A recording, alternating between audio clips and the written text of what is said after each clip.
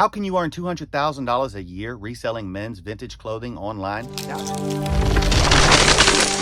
Welcome back to another video. My name is Phil, also known as the King of Thrift. If you want to get started reselling, then make sure you sign up to this channel right now. I have over 144 videos on how you can do just that. I've been reselling for the past 20 years full-time, so you are in the right spot. And if you're really serious about kicking your reselling journey into overtime, then go on over to thekingofthrift.com and download How to Crush It Reselling with No Experience. Links in the description. Now, I remember years and years ago when I started out in this game back in 2003, I used to sell everything, but what I really wanted to sell was clothing. And the reason why is not because I had such a passion for clothing, but it was because most of the thrift shops were full of clothing. Probably 80 to 90% of the entire thrift shop was dedicated to clothing. With that being said, I went into men's clothing slowly but surely. I began to research relentlessly, guys. My research was relentless all night, every night for years, guys, until I learned enough about clothing, men's clothing in general, and then vintage clothing. And the reason I went into vintage clothing specifically was because the margins are so much higher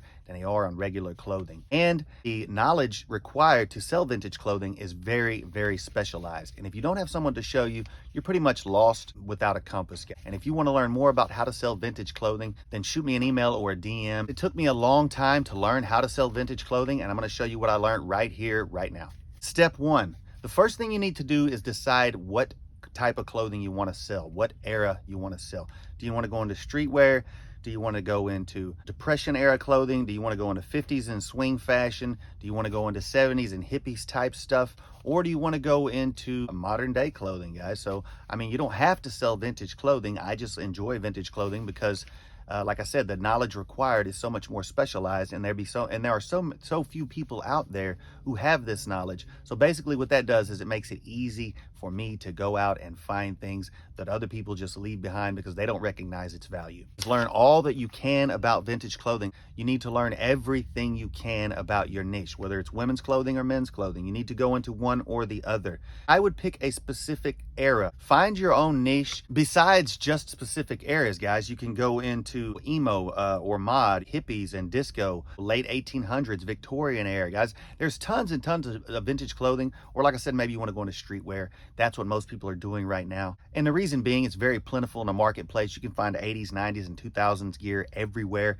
just about any thrift shop and just about any garage sale. That makes it easier to get started. And if that's something you're into, if you're into that streetwear game, then get into it, guys. That's what a lot of people are doing right now.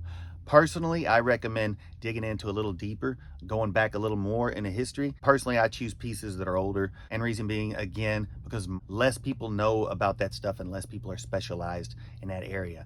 I personally probably know more than just about anyone on the planet about men's vintage clothing. So if you will continue to tune in, I'm going to start teaching you guys more about vintage clothing in upcoming videos. And if this is something you're into, make sure you drop that in the comment section and let me know. Okay, guys, a major thing to watch out for with vintage clothing especially are holes, moth holes, tears, and stains. You'll want to check vintage clothing very, very carefully, much more so than even modern clothes. And the reason being, it's older and it's been used and it's been worn more. And it doesn't necessarily mean that it's a deal breaker that you can't sell it if it has holes or moth or stains or small tear. Many times that doesn't matter. Depends on the piece, depends on the quality, depends on the rarity, the size, everything else that goes along with it. But 9 times out of 10, if you explain what's wrong, that will just slightly lower the price, but it will still sell well. So that's another good thing about vintage clothing is even if it has a hole or a stain or a small tear, you can still sell it versus a men's modern or a women's modern piece that if it has the same situation, a small hole or tear, then it won't be wearable at all. So that's a good thing about vintage clothing. Start out slow, guys. Start out slow and low. And what that means is don't buy too much at one time. Be careful, do your research, go out, search for pieces that you have researched and that you have a little bit of knowledge about. Now, if you find something out there and you know it's vintage and it looks really nice or it looks good and you're not sure about it and you're not sure about the era or the time or when it was made, go ahead and grab it anyways. Take it home as long as it's not too expensive. Take it home, and what you can do is sort of study that piece and research it, dig into Google and find out all you can about that particular item, and this will grow your knowledge base in vintage clothing, as well as buying just pieces that you know are money. Every so often, finding a piece that you're not sure about, bring it home, study it, research it, learn about it, and then you'll find out whether that's a desirable piece or not. And if it is, then it goes onto your list. And the next time you see it, you'll know it's money. So start slow, guys. Pick up good quality pieces, and you want to fill your store with good items. You want to fill it with a bunch of junk. So choose your items carefully. Okay, guys, so that's the slow part. Now, what I mean when I say go low, that means make sure your prices are lower than everyone else's. You want to do your research and find out what your pieces are worth, and then you want to price them less than everyone else. You just want to make a little bit of money in the beginning.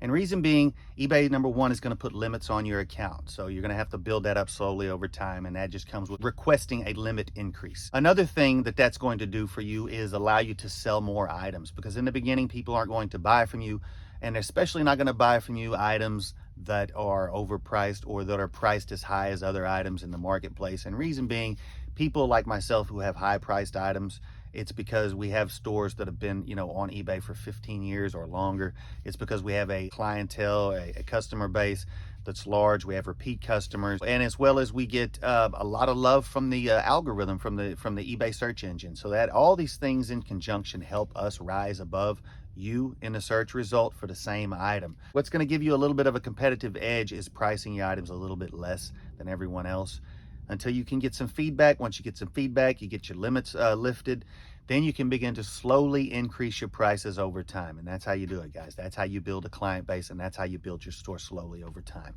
And unfortunately, it does take a little time, in spite of what these gurus and these reseller gurus out here tell you. And on that note, everyone's showing their account and how much they sell. If you'll notice, I will never show my personal bank account. And not to mention, those numbers can be manipulated, guys. If I show you my sales for the last month, and let's say they're $10,000, well, what's to say that I didn't buy, 5 or 10 items that cost $1,000 a piece and put them in my store, and I didn't make any money, or maybe I made $300 on that $10,000. My point is, sales don't prove anything. Profits are what prove it. I've been doing this for 20 years. This is not the only thing I do, guys. And I don't need to show my bank account to prove to you guys. So as you're listing your items, you're going slow. You're listing your prices for low. Another thing I would recommend is, if you can, try to run some promotions and some sales. You want to get yourself a store. That way you will be able to run promotions and sales. In the beginning, you might want to run only a 10 or 15% because your prices are already low. But this is just another incentive as people come through and they see your items, just like you, just like me. When I see something on sale, I'm more likely to look at it, stop and look at it and see what it's all about. Okay, another very, very important thing is that you need to have enough items that you can list every day. You want to get at least 15 items on every day. 15 to 25. If you're working by yourself, that's completely reasonable. In the beginning, strive for at least 15 to 25. If you're doing that on a daily, that's going to get you a lot of love with the search engines and the eBay algorithm. As far as same thing with Poshmark, I say eBay a lot. It's because I focus a lot on eBay, although I do very well on Etsy. I do well on Grailed and other platforms, as well as OfferUp, Facebook marketplaces. We sell everywhere, but I tend to focus on eBay because it seems to be the biggest of all the marketplaces, and that's where the most sellers are and probably the most buyers as well.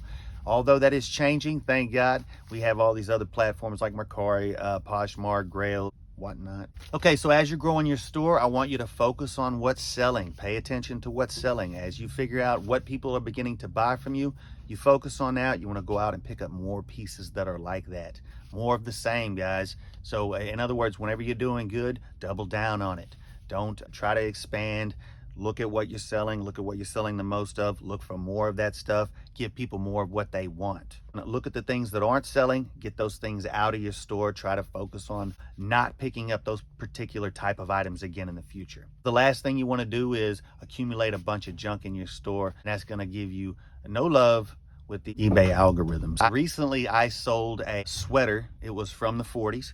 And I listed it and I sold it for about $250, and it would have went for a lot more because it was so old. It's because it had a few holes in it, but it was in pretty decent condition overall. But my point is, there was another store on eBay, matter of fact, on eBay, and they sold the exact same sweater, same brand and everything from the 40s for $9.99. And the reason being, they didn't know what they were selling. They didn't list it correctly. And as a result, they lost $239. That's the difference between knowledge and not having the knowledge that you need. Now, again, I'm going to let you guys know, you are definitely going to need someone to guide you along if you plan on going into vintage clothing. And if that's something you're into, let me know. I'm going to be starting something very, very soon for anyone who is into that. And the reason being, I want to take you guys into a world where you can go out, you can shop, and the competition levels aren't up to here.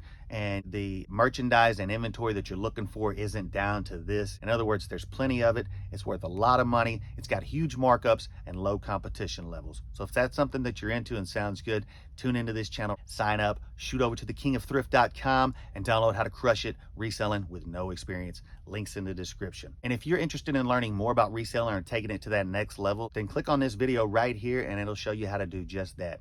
I'll see you over there. And this has been Phil, also known as the King of Thrift. Until my next video, you guys be good. Be on out.